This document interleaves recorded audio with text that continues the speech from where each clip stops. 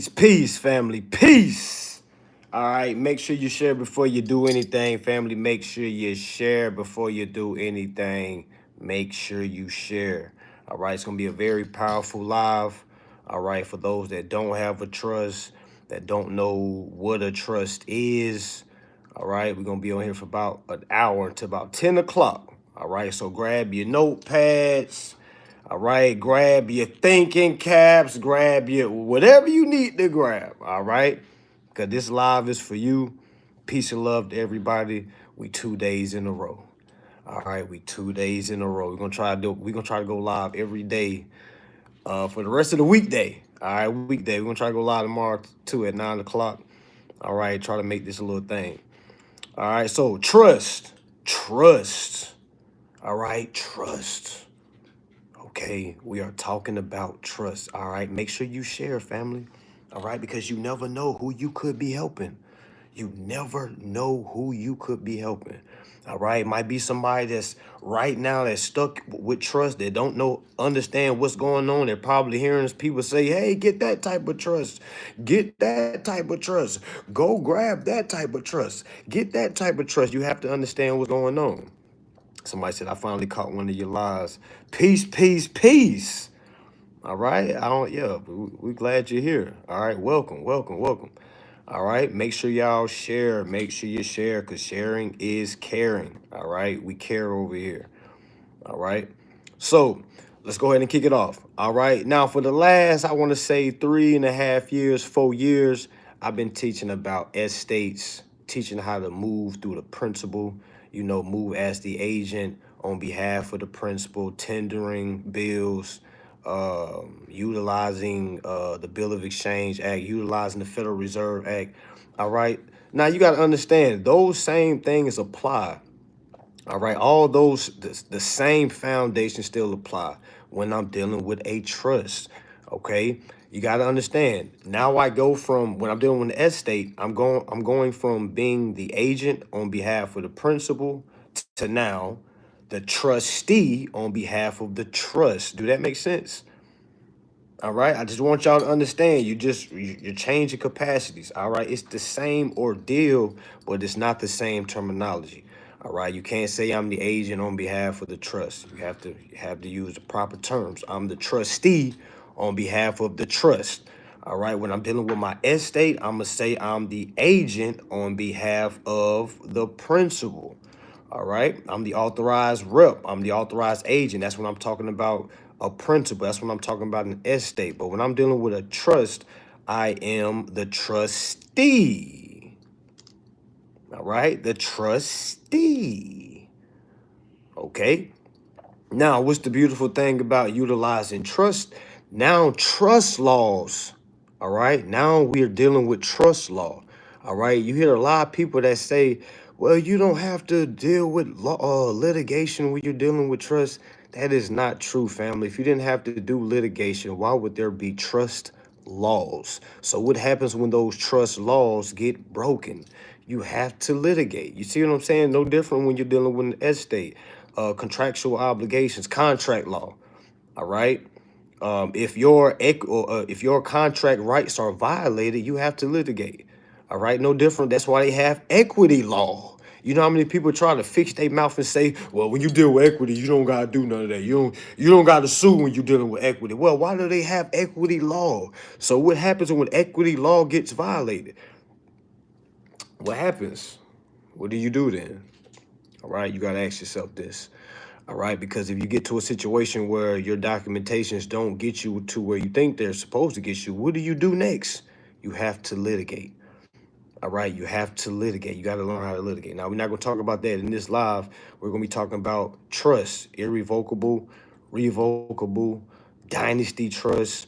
All right, because I know a lot of people don't know what a dynasty trust, don't understand what an irrevocable trust is, or a revocable trust. All right. Now, understand a revocable trust can be changed. All right. It can be changed. All right. An irrevocable trust cannot be changed. It's permanent. All right. You can still add assets. All right. I heard somebody say, if I have an irrevocable trust, I heard I can't add any assets. Like, who told y'all this? All right. Who told y'all all this? All right. Who? Who? All right. So when you understand, all right, when you're dealing with an irrevocable trust, it cannot, no assets can be in probate, meaning those assets cannot be taken to probate. Meaning if your house is in an irrevocable trust, all right, and then you go in, let's say you discharge the home or set off the amount, and then the mortgage company or finance company, they try to then take you to foreclosure. All right. When you exercise the rights that you, well, I should say, when you express that that trust is irrevocable, and irrevocable trust or irrevocable trust cannot deal with anything with probate. Now, again, if you don't say anything, all right, if you don't say anything, all right, you will lose your property. All right. Because there's a lot of people that literally say, well, I have a trust. They can't do anything. I'm good. You have to know how to litigate. All right. You have to know how to litigate. All right. What's going on, man?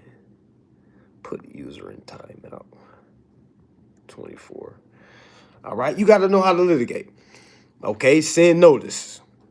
Yeah, I don't know what the hell Saturn talking about. We had to get them timeout.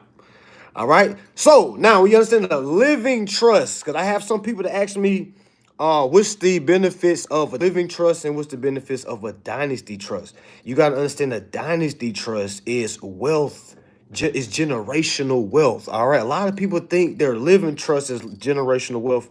That's not generational wealth. A living trust is only around as long as you're alive. All right. Unless you add a dynasty clause. Okay. That dynasty clause basically, continues that living trust 21 years after you transfer, or shall I say, pass over. Okay, so we're gonna write that down. A dynasty clause for y'all that have living trusts. All right, go to your attorneys, that whoever built the trust for you, ask them, hey, can you add a dynasty clause for my irrevocable trust or revocable trust? I just recommend people get an irrevocable trust, because that way, when you put assets inside of the irrevocable trust, once it goes, if any creditor try to put you into probate, you can literally exercise that. Okay, hey, I got an irrevocable. All right, but the thing about the revocable, anything that's in the revocable trust can go into probate. All right, do y'all understand that? All right, so that's why me personally, again, you can do whatever you want to do, but me personally, I say an irrevocable living trust, because that way, when you start to put assets in there, all right, transfer assets in there, all right, it can't be if no creditor can take you to court. All right, can I say this though? I will say this: they will try to take you to court. All right, because a lot of people say, well, you said they won't. All right, they will try to take you to court. All right, they will try to take you to court. Now, once they do take you to court, you have to be able to exercise, all right, the fact that that asset is behind a irrevocable trust. All right, it's in a irrevocable trust. Now, if you don't know how to stand on that or execute that, all right, they're going to run right through you. All right, I know someone that lost their house and they had a trust. All right, irrevocable trust, by the way. All right. So when you kind of understand, when you think about it, what do you want to have? All right. You definitely want to have a living trust for sure. All right. But you definitely want to have a dynasty trust as well. Okay. Now, comment 8 if you've heard about dynasty trust outside of this page right here. And don't lie, y'all. You don't got to lie, man. You don't got to act like a know-it-all. Okay. You don't got to do that. All right. All right. You don't got to do that. You don't have to do that. All right. 8. Okay. Okay. All right. So where did y'all hear Dynasty Trust from?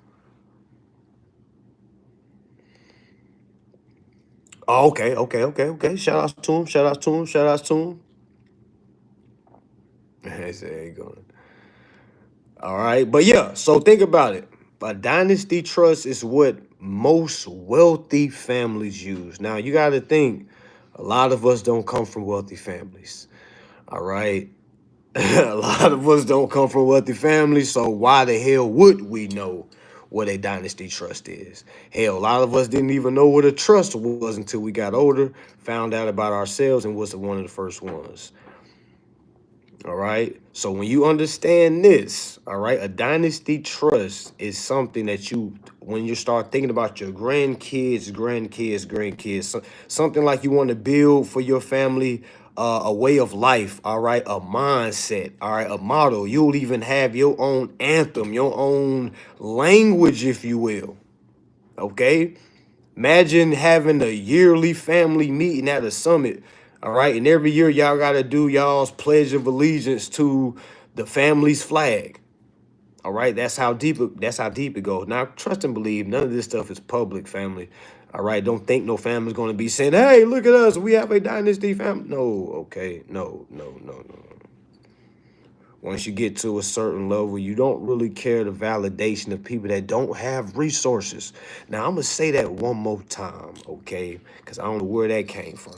All right, but I'm going to say that one more time. When you get to a certain level, you stop caring about the validation of those that don't have any resources. All right, meaning a lot of people on those levels don't care enough to come back and tell us, "Hey, we have a dynasty family trust, and this is how we're running things." All right. They don't care enough. Why? Because what do they get out of coming back and telling us or looking down and saying, "Hey, peasants, you should have you know what I'm saying? Like that, there is nothing there. Okay. There is nothing there. That's why we have to understand we have to be the ones that challenge ourselves.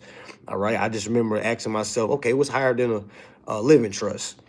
All right. I remember then I started learning about dynasty trust. Then I asked, what's higher than a dynasty trust? That's when you start getting to your empire levels. A lot of people walking around here say, "I'm building an empire. I'm building an empire." Do you not understand? You can actually build an empire. We talking about that comes with diplomatic immunity. You can have it, but it has to be drawn up correctly, family. I'm not saying you can just anybody can just do this and just you can have diplomatic immunity, meaning you get pulled over, you can just ha. Like, no, that's not what I'm saying. I'm saying you have to understand what actually is going on. A lot of things I'm saying right now is not even supposed to be said on these type of platforms. All right, but who cares? Because I'm retired in October, I need y'all to know what's going on. All right, I need you to know what's going on. All right, okay. Let me ask y'all a question. All right. Let me ask y'all a question. Because I seen this post and it kind of blew my mind a little bit. I'm going to swing it back to trust. All right. But they said every airport is, what they say, every airport is a portal. All right. You know, when you got to get on the airplane, you got to go through terminals. All right. It flies you to different timelines. All right. I'm saying that to say, a lot of you do not understand where you are right now. You really don't understand what realm you are. You don't understand what land you're on. All right. So before we even start to even be able to sit down and have a correct conversation, we have to get our finances in order. All right. I used to have a whole bunch of quote unquote conspiracy thoughts. All right. And then, I was broke. So, you can't really too much kind of build on those conspiracy thoughts. All right. But after I learned contracting, understood trust law, all right, understood contract law, all right, now I'm able to build on those thoughts. Oh my gosh. Okay. Oh my God. Okay. Yeah, you got security checkpoints with the airport. It's different terminal. The airplane has a manifestation. It's wild. And you start thinking like, yo, what is going on? All right, next level. All right. But anyways, let's get back to what we was talking about. Just had to throw that in there. All right. So you have a living trust. You have a dynasty trust. Then you have an empire, all right? For an example, some empires is, the Moorish Empire. You have the Roman Empire. You had the British Empire. Many other empires, okay? Now, again, you can build this for your family. You can have yourself a family empire, okay? Again, living trust, dynasty trust, empire, okay? In that empire, you can have charters. Okay, stay with me. How many of y'all watched the movie 300? Y'all remember when King Xerxes, when they was going against Leonidas, all right? Before King Xerxes met him face to face, he was sending out charters. All right, y'all remember? It's like every the further Leonidas got, the crazier the monsters he had to fight. Y'all remember that? So those monsters was in different charters. So under your empire, you can have charters.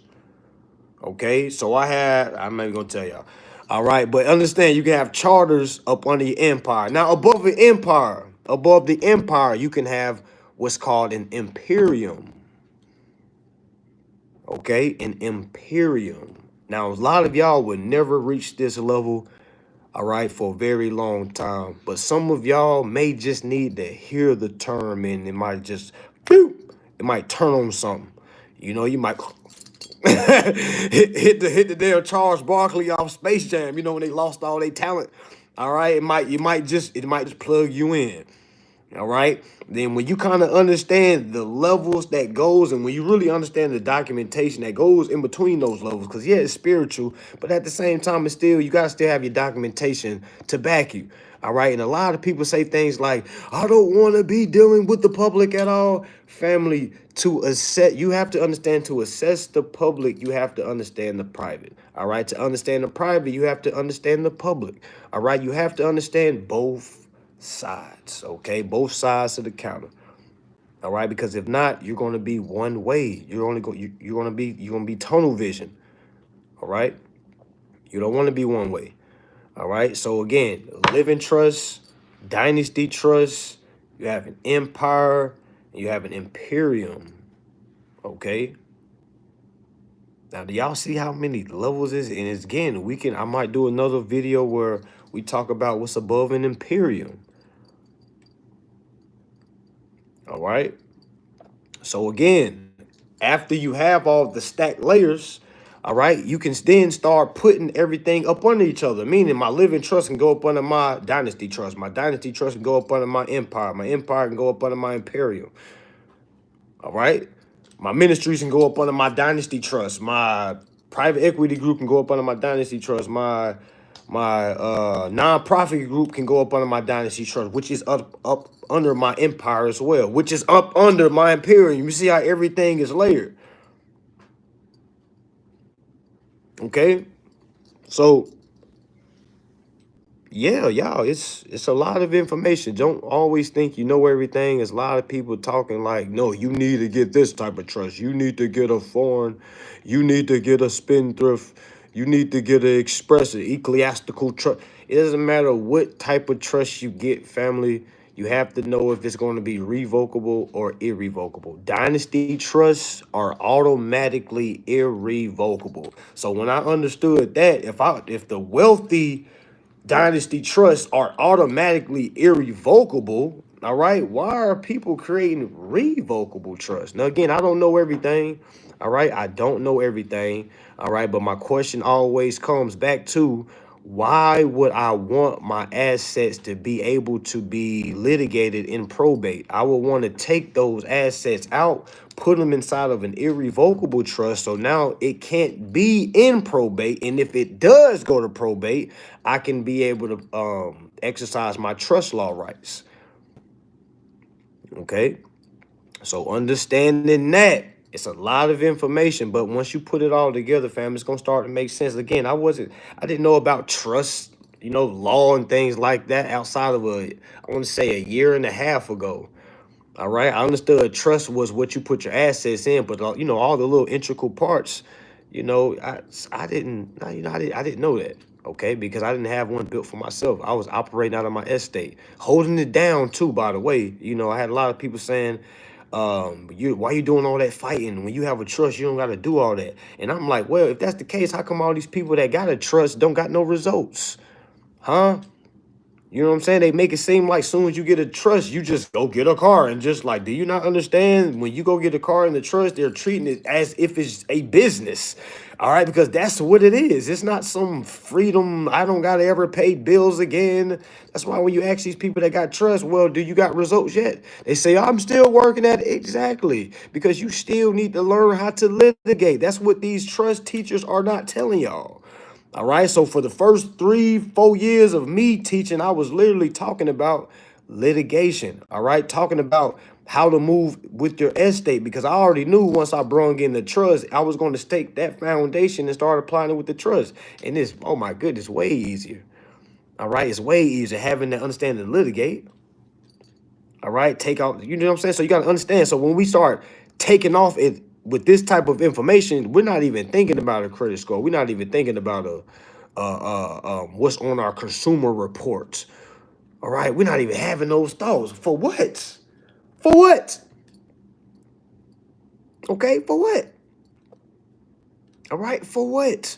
You have to understand the private side and you have to understand the public side. Stop listening to these people that's telling y'all, stay out of the public, stay out of. These are the same people that do not know how to litigate. You have to know how to take the debt from the public because it's a public debt. All right, debt isn't private. The credit is private. All right, but the debt is public. So you have to come out into the public, capture the damn debt, transfer it back to the private into a damn credit. All right. That's what it is. That's the public process and the private process. All right. Of course, you can't commingle it. That's why they each have their own processes. The public process is the court. The private process is between you and the mortgage company or you and the utility company, meaning your letters that you send to them that's off record. That's a private administrative process. All right. But when you understand those two, now you're able to move. All right. You can't do a public process until you do a private administrative process. The private administrative process is what I call a 3-wave process. All right. Yes, I created that, family. If y'all ever hear somebody talking about a 3-wave process, all right, I literally created that. I don't care what they say. All right. A 3-wave grand master process. All right. First wave, we're sending out basically our claim of security interest, our tender of payment, our bill of exchange for the whole contract. All right. We giving them 10 business days. After the 10 business days, if they don't respond, we're sending them our second wave. Our second wave is basically our follow-up. Our second wave is also another notice to claim of interest. All right. And just letting them know, hey, this is our second time. This is your opportunity to cure this issue that I'm having right now. All right. So I'm sending that out. All right. I'm giving them 7 business days. Okay. After they receive it, I'm counting my 7 business days. If they don't say nothing after that, all right, I'm going to send them a 3rd wave. All right. My 3rd and final wave is my default judgment wave.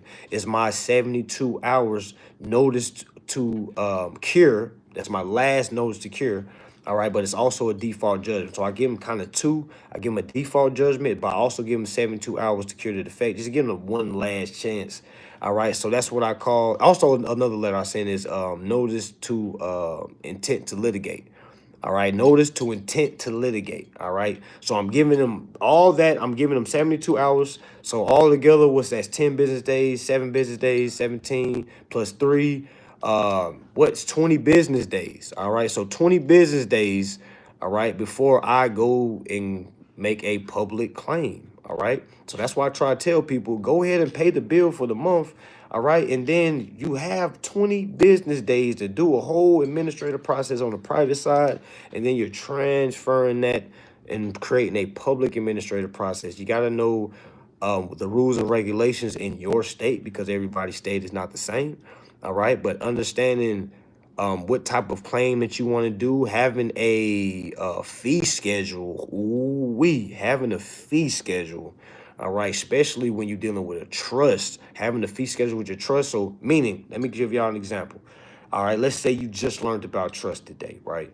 All right, all your assets is in your estate's name, meaning your government name. You learn what a trust is, you go create a trust, and then you start to transfer all those estate assets into your trust. All right, you're gonna need to do a UCC. All right, you're gonna need to do a UCC, basically claiming that the trust is the secured party for the estate now. All right, that's what you're gonna do. You're gonna do a UCC1. All right, claiming that the trust is the secured party over the estate. That way, now when you start making your rounds to knock on all the doors that's in your estate's name, you're saying, "Hey, I'm the daddy of that there youngin'. All right, I'm here to collect the interest on that there youngin'. Here's the UCC1 file. All right, because people got to understand the UCC1 is showing that you are the secure party. All right, that you are the priority secured party. All right, and they cannot do nothing against you. All right. All right. And again, some of y'all might pick what I'm putting down. Some of y'all might be just, it's up to you. All right. It's up to you.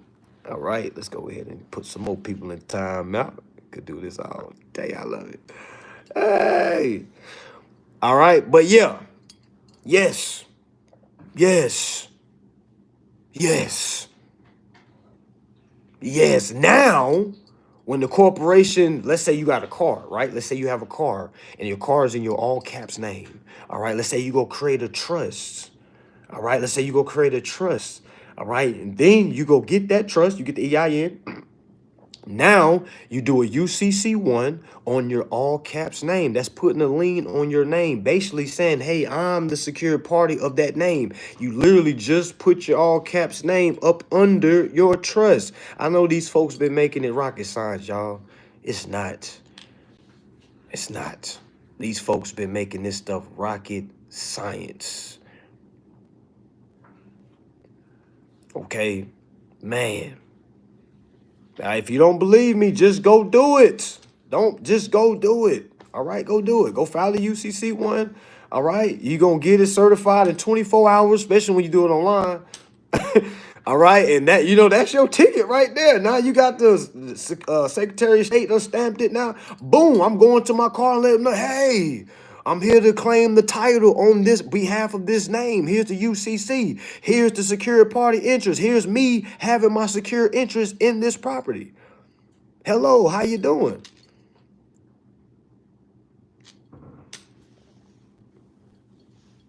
Okay, it's not rocket science. I know some of y'all like, man, it gotta be harder than that. You can make it harder if you want. You can make it harder if you want to. Okay. Do I have to do a name change? No, you don't have to do a name change. All right, meaning after you get your living trust, it's gonna have its own person. All right, meaning when you have a trust, let's say your name is John Smith, and you want the trust to be called the Living Trust of John Smith, or John Smith Living Irrevocable Trust. That's its own entity. Yeah, I already know it's saying the same thing. Yeah, I already know. Oh, who else we need to put in timeout? Okay, I got him. Come on down. We can do this all day. All right, yeah. Okay, so after you do your UCC1 on your estate name, all right, remember, now you're going to have a trust fee schedule. Now, when you go make your rounds, what do I mean by making your rounds? Now, when you go be knocking on all the doors of your bills, hey, this is the trust to come and claim all the interest, all the titles, rights, and interests on behalf of this name. I am the secured owner. I am the trustee on behalf of this trust that's coming through and collecting everything. Boom. All right. And here's a trust. Here's my trust fee schedule. All right. Now, some trust fee schedule, I'm not telling y'all what to put on it. I'm just saying, please don't be cheap, family. Please don't be cheap. Please don't be having no $25 fees and stuff. Man, come on, y'all.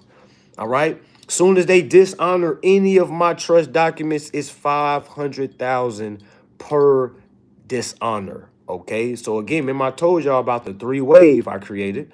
All right, so in those 3 waves, I'm sending 3 tenders of payment. So if they ignore all 3, that's minimum $1.5 million. Now, when y'all ask when you ask yourself, well, do you really get this money? All right, they'll be dumb to actually give me that money, family. What they do is simply settle. All right, but I have to have that in my case before I present it. Meaning, after I'm doing my 3-wave, I'm throwing my fee schedule in there as well. All right, so that way, by the time I go make my damage claims, all right, I'm adding all those damages in there. All right, and they can never say it's a surprise because I got proof of everything I've sent. I've been building the cake. Now I'm ready to present it. All right, now when I go to court, I'm adding that in my fee schedule. Now, when I win, because I'm planning for the end of the road, I'm not planning for a settlement. I'm planning for the end of the road. Now, if they knock on my door and say, hey, we want to talk to you about a settlement, cool. All right, but I'm not banking on that. I'm not looking forward to that. I'm looking forward to the end of the road. The end of the road is the judge saying, uh, um, I agree with the plaintiff. All plaintiff claims are granted. Okay, that's what I'm banking on. All right, because I understand this fee schedule. If I get it all the way to the end, that is like my attorney fees as well. Okay. Now, when the corporation sees that and like, damn, this car is only $150,000, but this fee schedule has literally racked up $9 million.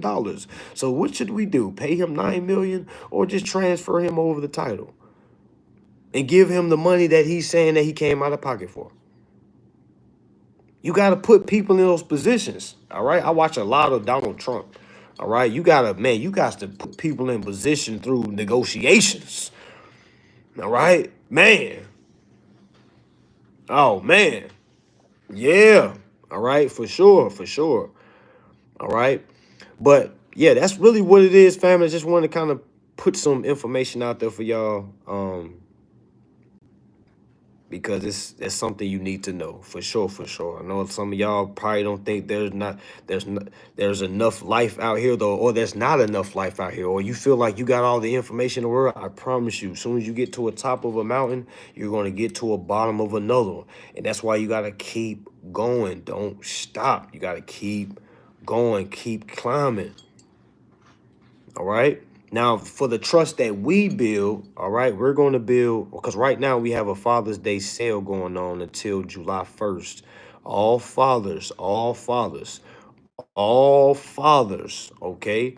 You get a trust from us for $500. It's going to be an irrevocable living trust, and we also going to add a dynasty clause to it as well. We finished a bunch of them the last couple of days. A few of you are waiting for us to send yours out. All right, but yes, that's what we're doing. Irrevocable living trust, and we're adding the dynasty clause. We had somebody just say, I don't want it to be irrevocable, I wanted it to be revocable. And then I thought to myself, why would they want it to be revocable? Then I asked them, I said, well, you can do that if you want to, but can I ask you, why do you want it to be revocable? Y'all know what this person said? They said, because I heard someone tell me that it's better to get a revocable. But I said, oh my God. All right, and I had to explain to them, okay, listen, an irrevocable living trust, especially when you're doing a dynasty trust, it's automatically irrevocable. All right, so let me say it again. When you're doing a dynasty trust, it's automatically irrevocable because it's permanent. All right, it's permanent. All right, then a person thought if it's irrevocable, that means you can't add any assets to it. I'm like, what? Who is telling these people this? All right, who is telling these people this? That is not true. Okay, so for all fathers, you can get a living trust built by us. All right, 500. Okay, irrevocable, dynasty clause added. All right, and whatever provisions you want to add as well that that I might not know, we can add that as well. Okay, because as soon as we add into your trust documents, all right, you get your EIN, you get your bank account, you can get you an offshore bank account. All right, it's a lot of things you can start doing. All right, but first, let's go ahead and get you set up. All right, for those that are interested, for all the mothers out there, if you want to, bless the father of your kid with a trust, or your husband with a trust, or your brother with a trust. All right, you might have a family member that's down bad right now, build them a trust. All right, build them a trust and believe. And it's another thing that I want to say. A lot of people think, well, I thought I had to have millions to have a trust. No, family, it's free to start a trust. Okay, it's free to start a trust. Then some people say, well, how do I fund a trust? Did you not know the way to fund the trust is to transfer property into the trust? That's how you fund it, family. You don't go work and collect $10,000 and then go take it to your trust. No, that's not how it's supposed to go. Okay, and I hope no one's teaching y'all that, because that's no, that's not how it goes. All right, you fund the trust by transferring assets, by acquiring assets. All right. So basically the value of the trust is the assets of the portfolio assets, if you will. All right. Look at it like that. All right. Now somebody might tell you something different. Cool beans. However you need to hear it so it can make sense, just as long as it's right. All right. So we are doing those. Someone asked me, okay, I'm not a father, I'm a mother. How much do you charge for trust? We do trust for $1,500. Living trust. I want y'all to understand the difference between a living trust and a dynasty trust. I don't want y'all kind of hitting me saying, hey, I'm here to sign up for the dynasty trust. And no. Okay, no. All right. Living trust is $1,500, our regular price. Dynasty trust is $5,000. Okay. All right. So understand the two different. A dynasty trust is generational wealth. All right. A dynasty trust lasts 100+ years. Okay. A living trust, all right, without a dynasty clause, only lasts the life, only the terms of your life. All right. Meaning as soon as you pass over, the trust ends. Okay. But if you add a dynasty clause to that living trust, it'll basically last 21 years after your death. All right. Now, you don't got to worry about that if you're dealing with a dynasty trust. All right. Because the dynasty trust is already minimum 100 years plus. All right. That's for your grandkids. All right. For more information on that, shoot me a DM. All right. Shoot me a DM on that, because you got to understand the difference, family. They are not the same. Okay. They are not the same at all. All right. We will be in Greenville, South Carolina next month, 18th and the 19th. Was it 17th and 18th? The weekend of the 18th. All right, we'll be in Greenville, South Carolina, family. All right, make sure y'all tap in. All right, it's my second to last in-person event. After that, I will be doing Houston in August. We will be in Houston in August. All right, stay tuned for those dates. All right, but for right now, we will be in Greenville, South Carolina. All right, the weekend of July 18th. All right, so make sure y'all tap in. I'm gonna make sure I make the tickets low as Joe. Okay, low as Joe, because we want to get everybody in there. I'm gonna do the same thing for my Houston class as well. I'm gonna make it very low. All right, very low, because we want to get out everybody as we can out there. I'm still gonna do the police brutality class. I just gotta find a day to do it. All right, all my weekends is really jammed up. Okay, so I'm trying to find out when can I do it, because that class gonna be free too, so y'all don't have to worry about that. All right, but in the meantime, for all the fathers, the Father's Day sale lasts until July 1st. Again, what comes with that Father's Day sale, it is $500 for living trust. Okay, now if you want to add the 1099 series, all right, how to assess the taxes on an irrevocable trust as well. All right, we'll throw that in there for an additional $250, so that would be a $750 package. Meaning it comes with a living irrevocable trust, all right, and a 1099 series step by step, all right, for your father or for the father of your kids or for your brother that's a father. All right, that's what we have for the fathers, y'all. So that ends July 1st. All right, July 1st.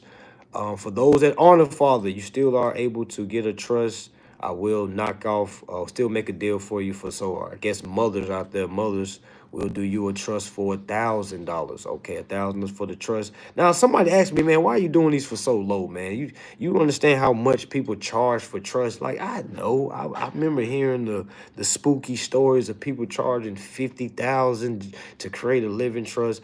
Again, I'm not here to say that's wrong or right. Okay, I can't tell somebody how much they should charge for their time. All right, because ignorance of the law or ignorance of any process is costly. All right, I ain't never heard nobody say that before, so I'm gonna go ahead and coin that. Ignorance of a process is costly. Okay, we gotta do it with our pink finger. Ignorance of the law, no, ignorance of a process is costly. All right, so yeah, 50 bands for a trust. I heard that when it was like when I first started studying this. So I'm thinking like, damn, I don't got enough money for no trust. I don't got enough money for no trust. That's what I was thinking. Okay, but yeah, well, I don't, I would never do anything like that. Me personally, but again, that's not a right or wrong thing. All right, I think everyone needs a trust, so $500 is very cheap. Okay, very cheap. Imagine somebody asks, "How much you charge for how much your trust cost you?" Somebody, I spent $500. They gonna think you got your trust off Timu. All right, not Timu, but Tubi. All right, one of them Tubi. You got a Tubi trust. All right, yeah, 500. Yeah, yeah. Okay, so now it's 500 for the fathers until July 1st. For the mothers out there, or for those that's not a father or anything like that, we can do trust for you for 1,000. All right, but as soon as July 1st hit, we're going back to regular prices. Our regular prices for living trust is 1,500. All right, our regular prices for Dynasty trust is 5,000. Family. All right, 5,000. If that's what you want to do, that's fine. I can explain further what the Dynasty Trust is. I can go more in depth. I really can't go too much in it due to the public platforms. All right, but understand this levels to everything, family.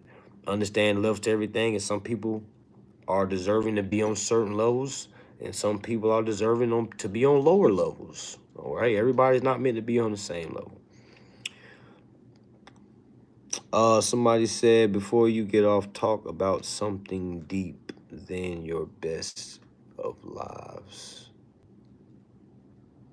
How much is Father's Day Dynasty Trust? I don't really have a sale for that. Um, I don't have a sale for that.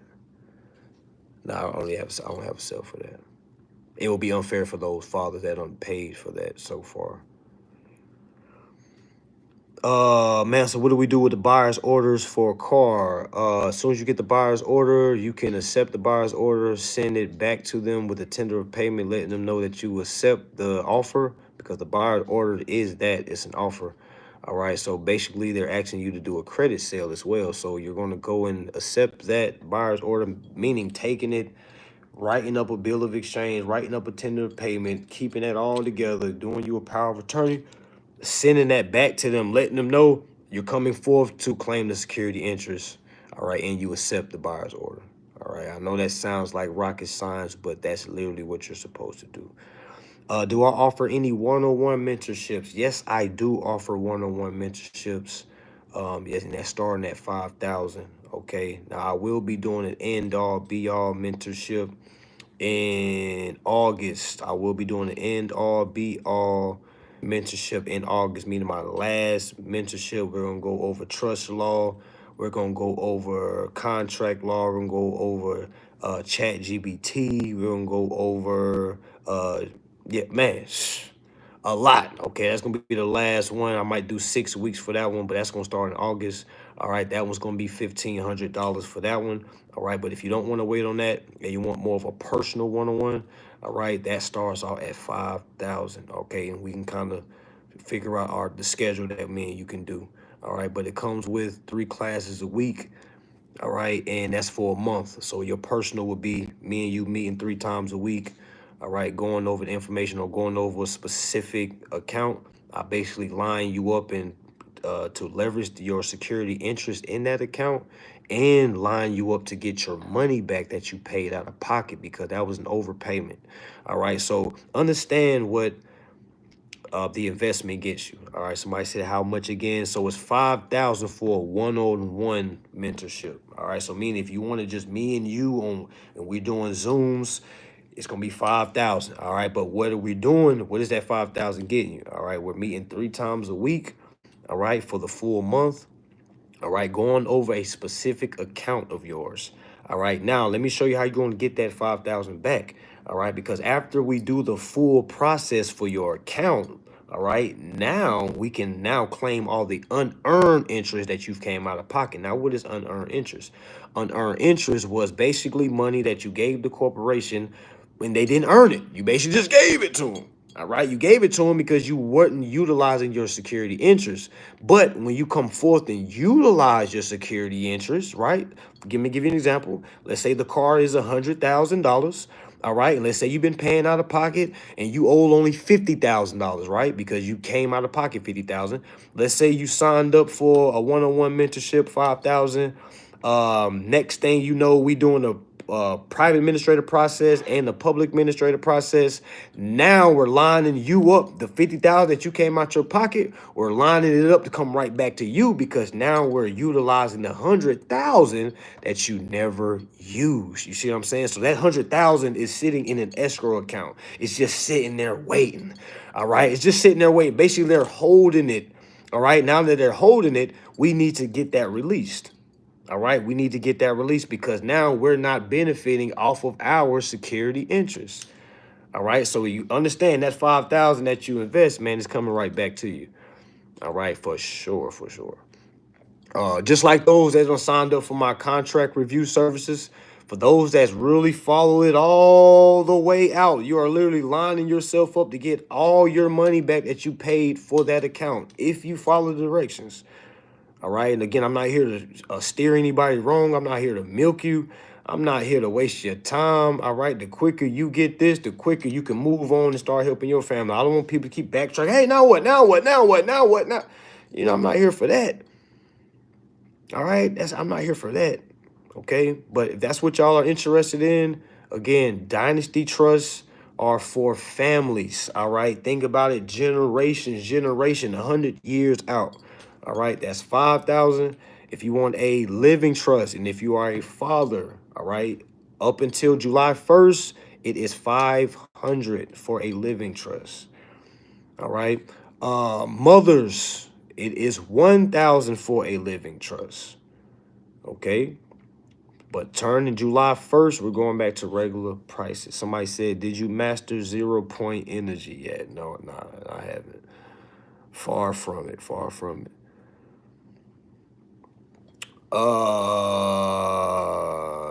What we got? Where is your free beginner course? Good question. I should be on the website. I'll take a look at it. My apologies. My daughter just turned 15. Should I make her a permit to drive with the trust? Oh, for sure. Good question. Good question. Good question. That's a good question. But yeah, you can have a trust and, let me tell you a little bit about the Dynasty Trust. In the Dynasty Trust, you can literally have, a, all the members in the Dynasty Trust have their own travel cards. Now, I'm not supposed to be talking about this. Okay. All right. But everybody can have their own travel cards. All right. Meaning we're not talking about just being able to travel here, being able to travel internationally. All right, being able to have international diplomatic immunity. All right, so it's one of the reasons why I had to retire in October because I just don't want to be on here talking, putting the bullseye on me. Yeah, so it's to that point. But understanding what is supposed to happen. All right, we're all supposed to have our own empires. We're all supposed to be our own states. All right, so we got to ask yourself, what state of mind are you in? Because you might be up under someone else's state. All right, so I've learned how to create my own, I should say, a nation, and not from a combative standpoint, a rogue standpoint, guerrilla warfare, or trying to dethrone the government, nothing like that. That's not what I'm trying to do at all. I'm not trying to go off in the woods and live off grid. That's not what I'm trying to do at all. Kudos to those that do. All right, but I'm here to enjoy what these lands are supposed to be given. You know what I'm saying? That's the materials, that's the spiritual. All right, so it's like, that's how I look at it. All right, because again, you messed up if you think I'm not about to be enjoying the things in, what? Man, what? With the information? Like what? And there's always somebody that don't have the information or don't have the opportunity that you have that always say, oh man, money ain't everything. The materials isn't everything. You don't. And I'm like, yo, that sounded cool when I didn't have it. You just said we said that to kind of cope with ourselves. All right. Because I done been broke before and I've been informed now. All right. And I can honestly say, man, okay, it's a whole different life, y'all. All right. You can start seeing different things. You can start having different thoughts. But one thing for sure, you cannot live a certain life being less than. I don't care how nice of a person you are. I don't care how many shirts off your back has came off of others. All right. If you don't understand finances, family, it's always going to be a level that you're never going to be able to understand. All right, life is always going to feel unfair. I can honestly say when I was broke, I felt like life was unfair.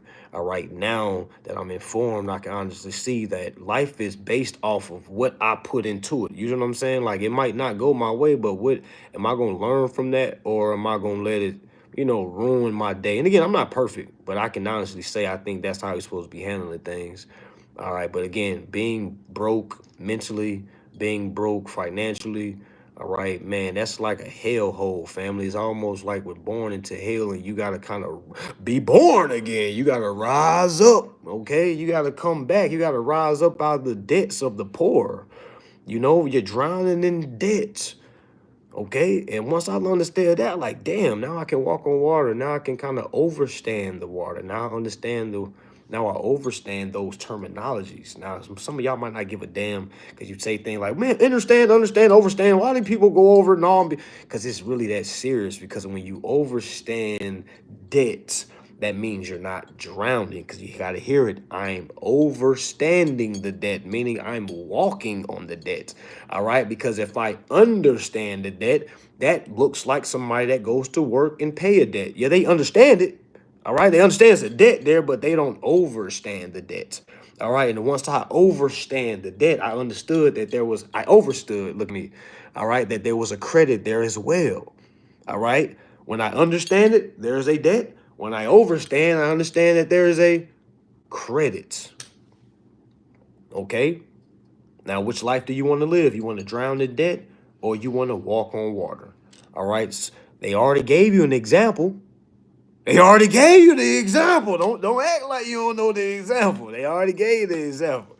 All right. Walking on water, parting seas. Okay. All right. Yes. All right. Organizing the debts, organizing the water. All right. That's what parting the seas is. You got to understand the private process is not the same as the public process. But once you understand it all, then you are able to bring it all together. Okay. Yeah. All right. Yeah. All right. So with that being said, y'all, peace, peace, peace. We're going to go live tomorrow again at 9 o'clock. Make sure y'all share this live for me. At least do that for me, y'all. I done gave you this information. At least share it, because you never know who's going to see it. We got a lot of people that's highly informed, but they're not around people that's asking the right questions. All right. They're not around people that ask the right question. So if you can do that for me, family, shout outs to you. All right. If you can't, it's cool. All right. I would just like to say, y'all, make sure y'all read y'all contracts. Make sure y'all read it again, and make sure y'all read it again. All right, y'all. Peace, peace, peace.